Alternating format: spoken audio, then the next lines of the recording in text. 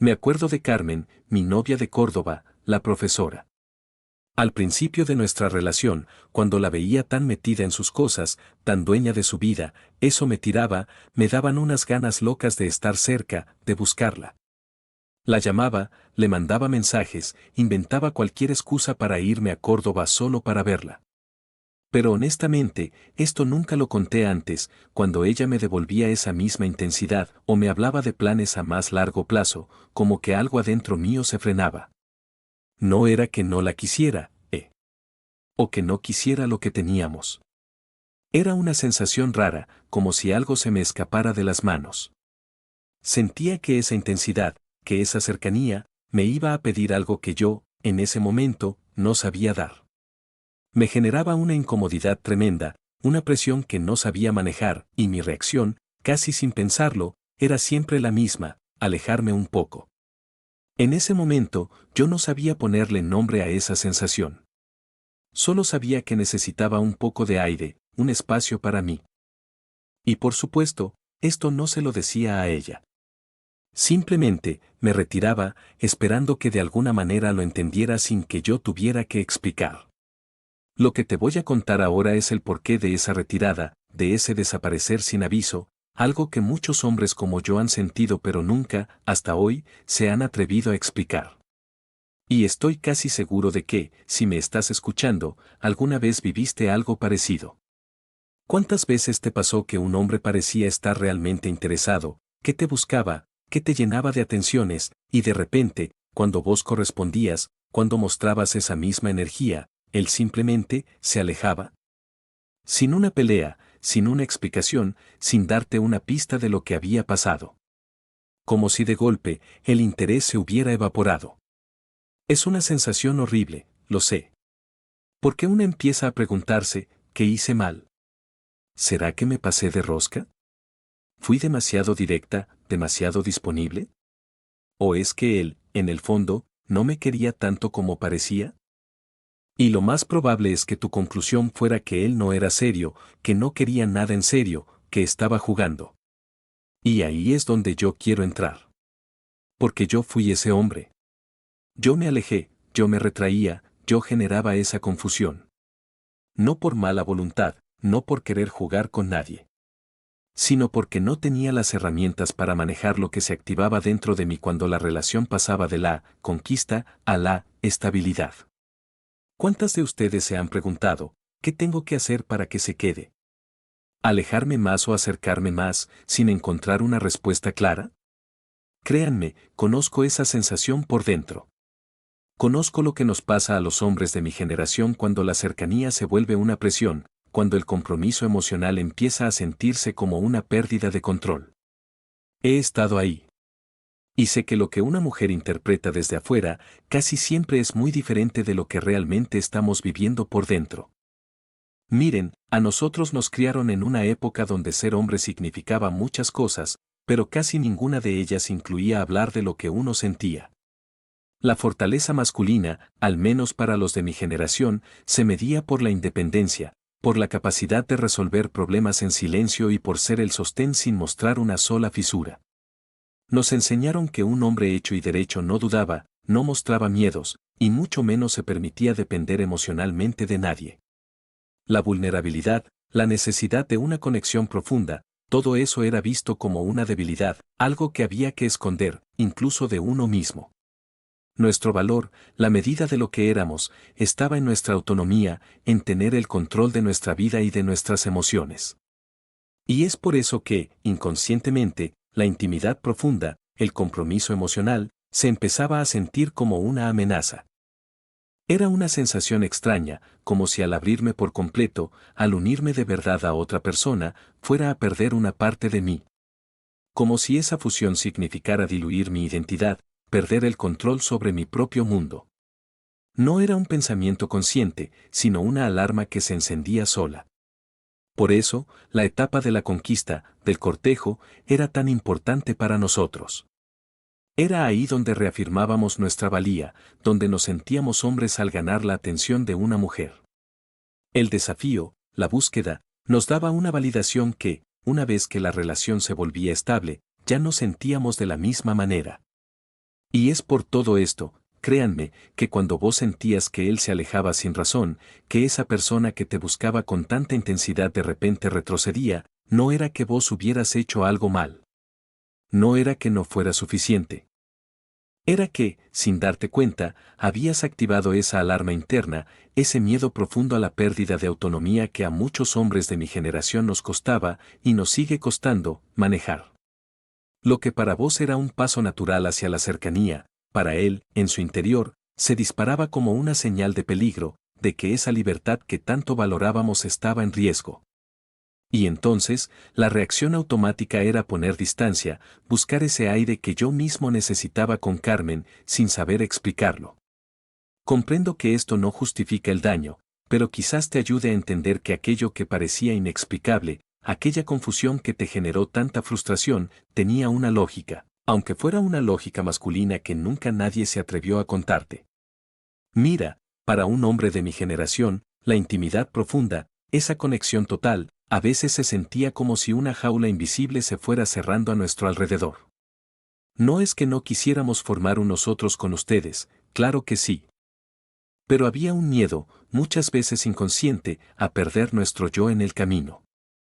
Recuerdo que con Valentina, a quien amaba con toda el alma, si ella empezaba a hablar con mucha frecuencia de nuestros planes a futuro, o si me pedía que pasáramos cada vez más tiempo juntos, algo dentro de mí se tensaba. Era como una alarma que se disparaba en silencio. No quería un futuro sin ella, pero sentía un pánico irracional a quedarme atrapado, a perder esa independencia que tanto me definía. Mi reacción, casi por instinto, era buscar aire, crear distancia. Pensaba, necesito mi espacio, necesito ser yo mismo de nuevo, pero no sabía ponerle voz a ese miedo a la fusión, a ese temor a diluirme en la relación. Y claro, ustedes interpretaban eso como una señal de que el interés se había perdido, de que no la amaba lo suficiente o que solo quería jugar. Y la verdad es que no era nada de eso. Era mi propia lucha interna con la autonomía, ese residuo de cómo nos programaron para proteger nuestra individualidad, lo que me hacía retroceder. Su acercamiento, que para ella era amor, para mí era una amenaza a mi esencia. Luego está lo de la persecución. Cuando Carmen, por ejemplo, parecía muy metida en sus proyectos, o si no me respondía a los mensajes de inmediato, eso activaba en mí una energía diferente. Sentía el desafío de ganarme su atención, de demostrarle que estaba ahí. Era una forma de probarme a mí mismo. Pero en el momento en que ella se mostraba completamente disponible, con la misma intensidad que yo había demostrado, esa persecución se desinflaba. Y con ella, una parte de esa energía que me impulsaba. No era un juego, no. Era que el esfuerzo, la batalla por la conquista, era lo que me validaba en ese momento, lo que me hacía sentir activo en la relación. Yo pensaba, ya la tengo, ¿ahora qué? Y no sabía qué hacer con esa calma, no sabía que valorar la estabilidad era el siguiente paso, porque nunca me lo habían enseñado. Y ustedes, claro, sentían que solo les interesábamos cuando había que luchar por ustedes, que solo nos gustaba la casa y no la permanencia. Luego estaba la ilusión del tiempo propio para pensar las cosas. Con Elena, a pesar de la conexión profunda que teníamos, si yo sentía que la relación avanzaba demasiado rápido, o que nuestras vidas se entrelazaban con demasiada velocidad, mi mente buscaba excusas para tener mi tiempo. Decía que necesitaba ese espacio para aclarar mis ideas.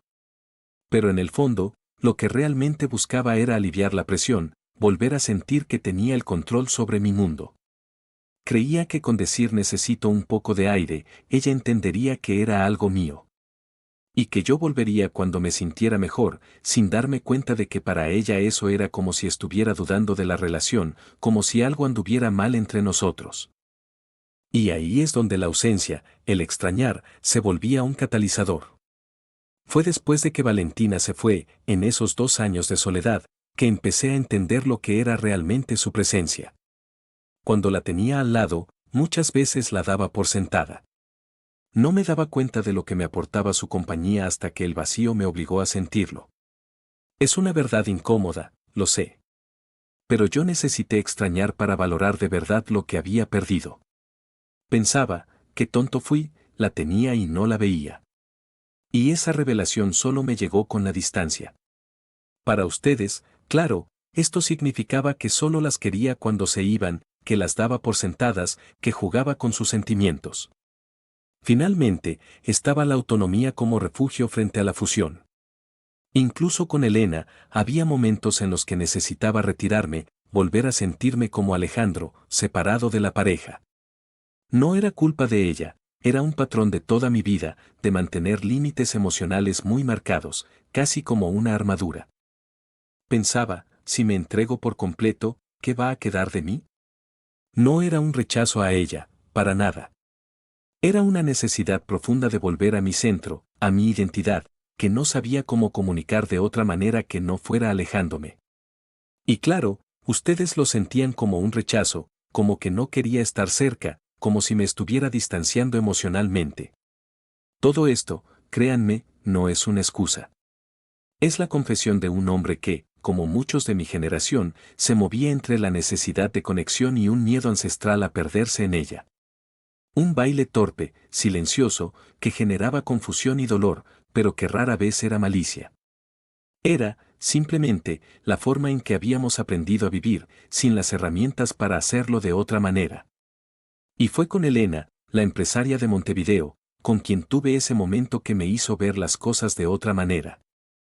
Después de una de mis habituales retiradas, de esas en las que yo buscaba mi espacio y me alejaba sin decir mucho, ella no me persiguió. No me llamó, no me escribió con reproches, nada. Y cuando yo, como siempre, volví, esperando encontrarla enojada o distante, ella me recibió con una calma que me desarmó por completo. Me acuerdo de sus palabras, como si fuera hoy. Con una voz tranquila, sin un gramo de rabia, me dijo, Alejandro, entiendo que a veces necesitas tu espacio, y lo respeto. Pero yo también necesito sentir que estoy conectada, que hay alguien del otro lado que elige estar aquí. Si lo que quieres es distancia, dilo claro, pero no me dejes adivinando. Porque mi tiempo y mi corazón también valen. No me pidas que interprete tu silencio. Esa frase me golpeó como un rayo.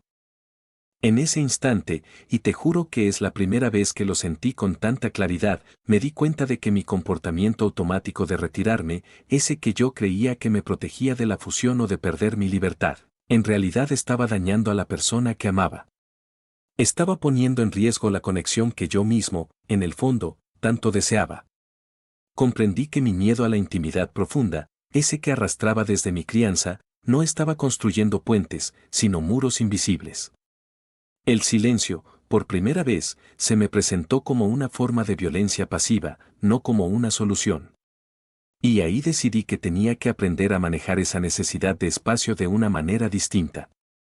No podía seguir haciendo sentir a Elena que ella era la que fallaba, o que era el motivo de mi distancia. Tenía que aprender a comunicar lo que me pasaba por dentro, a pedir ese aire que necesitaba, pero sin que ella sintiera que yo dudaba de la relación o que me estaba yendo. Era una confesión incómoda, una que nunca pensé que haría, que mi propia inseguridad estaba dañando lo más valioso que tenía. Y fue después de esa charla con Elena, con la empresaria de Montevideo, que las cosas empezaron a cambiar. No es que dejara de necesitar mis momentos de introspección, esos espacios para mí. Pero aprendí, y esto es lo importante, a comunicarlo de otra manera. Aprendí a decir, con honestidad, necesito un rato para mí, Elena. No es por vos, es algo mío que necesito procesar. Volveré cuando esté listo y te lo haré saber. Esa simple frase, esa forma de ponerle voz a mi necesidad, generó algo que nunca antes había logrado, una confianza profunda en ella. Ella sabía que mi distancia no era un rechazo, sino una búsqueda interna mía. Y a mí me permitió manejar esa necesidad de autonomía sin sentir que la estaba hiriendo, sin repetir el viejo patrón de desaparecer y dejarla adivinando. La dinámica del te busco y desaparezco se rompió para siempre en esa relación. No fue un final de cuento, no. Elena decidió volver a Uruguay de forma permanente y yo opté por no ir. Fue una de las decisiones más dolorosas y a la vez más honestas de mi vida adulta. Pero la forma en que gestionamos esa cercanía y esa distancia, la forma en que nos hablamos, eso sí fue un éxito, un aprendizaje que me demostró que otra manera de relacionarse era posible, más honesta, más consciente y menos agotadora para ambos. Nunca más repetí los errores de comunicación que me costaron a Valentina. Y hoy, cuando miro para atrás, entiendo que para ustedes, para las mujeres de mi generación, lo que muchos hombres hacíamos no era un juego, no era desinterés. Era nuestra propia lucha interna con el miedo a perdernos en la cercanía, a diluir nuestra identidad. Aquella confusión que viviste, esa frustración de no entender por qué él se alejaba cuando vos más te acercabas, créeme, no fue por vos. Fue por esa voz interna nuestra, que no sabía, hasta ahora, cómo pedirte permiso para respirar sin que sintieras que te estábamos dejando ir.